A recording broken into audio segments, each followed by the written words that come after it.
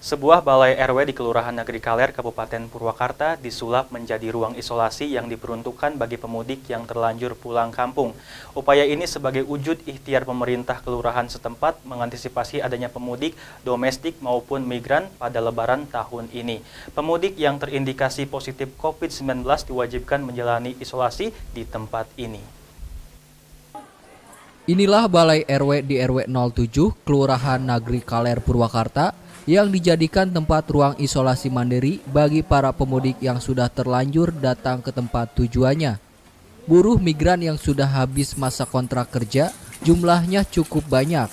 Mereka dikhawatirkan dipulangkan ke Indonesia dan harus kembali ke rumah masing-masing. Mengantisipasi penyebaran virus COVID-19 dari pemudik dan buruh migran, pemerintah daerah Kabupaten Purwakarta menyediakan ruang isolasi mandiri di setiap desa dan kelurahan. Ruang isolasi itu lengkap dengan fasilitas kebutuhan sehari-hari dan fasilitas protokol kesehatan, mulai dari cuci tangan, hand sanitizer, masker, hingga oksigen. Selain itu, perlengkapan alat pelindungan diri bagi petugas jaga, pemantau medis dari puskesmas, hingga database penduduk disiapkan untuk mengetahui pendatang baru. Menurut Lurah Negeri Kaler, untuk mengetahui adanya pendatang, pihaknya akan melakukan sweeping bagi warga pendatang dan isolasi kepada masyarakat. Seperti apa, Pak?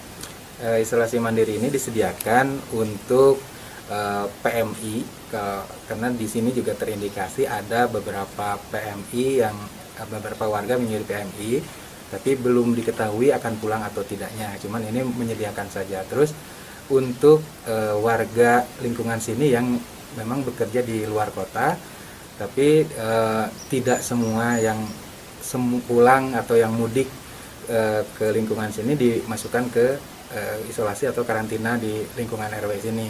Cuman warga yang lolos saja, warga yang lolos dari penyekatan dan datang ke wilayah sini, kalau misalkan mereka tidak membawa bukti sehat atau hasil antigen minimal, ya dengan terpaksa harus dikarantina di tempat ini. Tapi kalau misalkan membawa hasil tes antigen minimal dan dinyatakan negatif, itu bisa langsung ke rumahnya, gitu, langsung ke rumah. Yang pertama, kalau kemudian lolos tidak diisolasi di pusat di Wisma Atlet, maka kita akan isolasi, ya, baik itu isolasi di tingkat kabupaten maupun isolasi yang sudah disiapkan oleh desa dan kelurahan di masing-masing kecamatan selama 14 hari dengan pengawasan dari kepala puskesmas di masing-masing kecamatan. Pihak kelurahan juga sedang mempersiapkan kos-kosan dan bangunan sekolah menjadi alternatif tambahan jika kabar terindikasi COVID-19 meludak. Sementara itu, kebutuhan logistik pihaknya akan mensuplai dari warga secara swadaya. Dadi Suryadi, Cipta TV.